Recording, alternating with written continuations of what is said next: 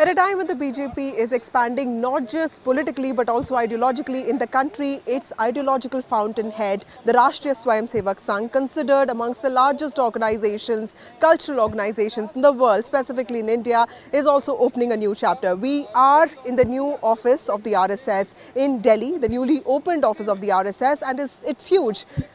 Spread across 4 acres, almost 5 lakh square feet. These three towers represent the new office of the RSS. It has around 300 rooms, and these are rooms for the visiting pracharaks, visiting Swayamsevaks of the organization that is not just growing in its influence but also in its numbers and scale. These towers are called Sadhana, Prerna and Archana. There's also a small hospital that has been made for its people.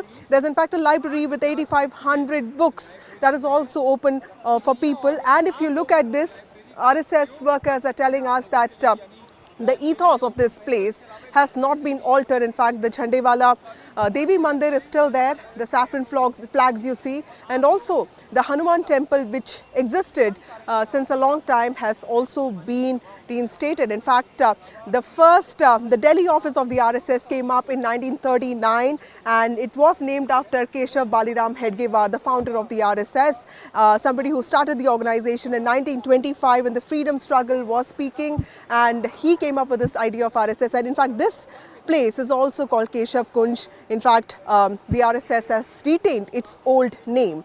75,000 people have contributed to building this new office of the RSS. In fact, it has been built to an outlay of 2.5 crore, and it is on the 19th of this month that the first official event of the RSS will be held here, with Mohan Bhagwat, the chief of the RSS, and Dattatreya Hosabole, the general secretary of the RSS, will be greeting and talking, engaging with the Swayamsevaks of the RSS from Delhi. Well, this huge office with minimalistic furniture representing the ethos of the RSS, the austerity of the pracharaks, also symbolizes not just RSS's growing influence in terms of ideology and footprint, but also says how powerful it is becoming in the imagination of people today. But let me show you around what the major elements of this office are.